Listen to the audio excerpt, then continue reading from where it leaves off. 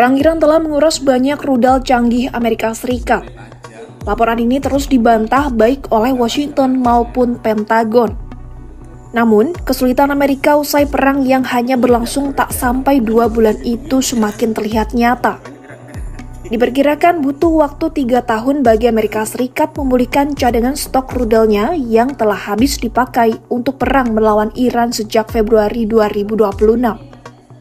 Lembaga kajian AS, CSIS, memperkirakan dalam agresi ke Iran, AS telah mengerahkan sekurangnya 1.000 rudal Tomahawk, 130 hingga 250 unit SM-3, 190 hingga 370 unit SM-6, lebih dari 1.100 unit JASSM, dan 40 hingga 70 unit PRSM.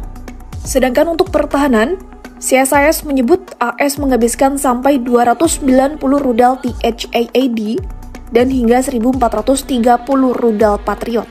CSIS juga mencatat, mulai 2027, Washington membutuhkan pasokan 785 rudal Tomahawk, 214 SM-3, 540 SM-6, 821 JASSM, dan 1.134 PRSM untuk serangan.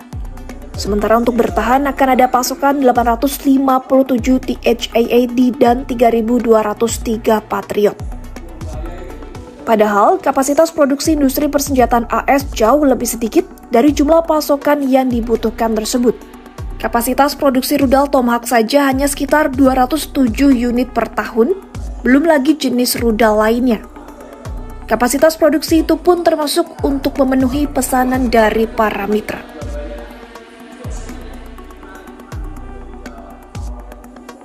Produsen Tomahawk, Raytheon, menargetkan untuk memproduksi 1.000 unit per tahun. Angkatan Laut AS dilaporkan memesan 785 unit Tomahawk di tahun anggaran 2027. Pasokan Tomahawk tersebut akan mulai diserahkan pada Maret 2030, usai 34 bulan produksi untuk menggantikan rudal yang telah dipakai menyerang Iran. Selain itu, ada pesanan dari negara sekutu, seperti 400 unit Tomahawk untuk Jepang, serta Australia dan Belanda yang turut memesan masing-masing 200 unit dan 175 unit. Rudal THAAD juga mengalami lonjakan pesanan pada 2027, usai terkuras digunakan dalam operasi Epic Fury dan Midnight Hammer. Angkatan Darat AS meminta 857 unit THAAD pada tahun 2027. Namun, pengirimannya diperkirakan baru dimulai pada pertengahan tahun 2029.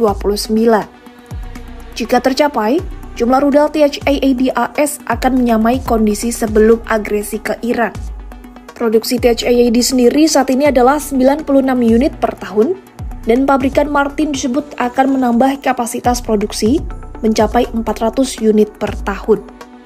Rudal Patriot sebagai senjata pencegat pun terkuras habis setelah AS memasok Ukraina dalam perangnya melawan Rusia. Di saat yang sama, Washington juga harus memasok pesanan bagi 17 negara. Amerika kini harus menunggu pengiriman 3.203 rudal Patriot yang dipesan dalam tahun fiskal 2027, dan pengiriman baru akan dimulai paling cepat pada Mei 2029. Kondisi serupa dialami dalam produksi dan pengiriman rudal SM-3 dan SM-6 yang membutuhkan waktu 36 hingga 39 bulan untuk diproduksi. Sementara untuk pengiriman rudal JASSM, diajukan pesanan 2.000 unit rata-rata bagi AUAS. Butuh waktu beberapa bulan untuk mengembalikan jumlah persediaan. Предупреждение послам покинуть Киев.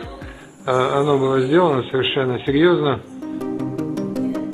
Sekretaris Dewan Keamanan Rusia Sergei Shoigu memperingatkan serangan besar ke Kiev bisa terjadi kapan saja. Bahkan Moskwa mengaku telah memberi peringatan kepada duta besar asing untuk meninggalkan ibu kota Ukraina. Shoigu menegaskan bahwa Rusia memiliki seluruh sarana militer untuk melancarkan serangan besar. Peringatan itu Shoigu sampaikan dalam konferensi pers di sela Forum Keamanan Internasional pada Kamis 28 Mei 2026. Предупреждение послам покинуть Киев. Оно было сделано совершенно серьезно и осознанно. потому что в любом случае это может произойти в любой момент, если только и тогда, когда мы сочтем, что ответ должен быть от той силы, о которой мы неоднократно говорили. Shoigu juga menegaskan Rusia tidak kekurangan kapasitas militer.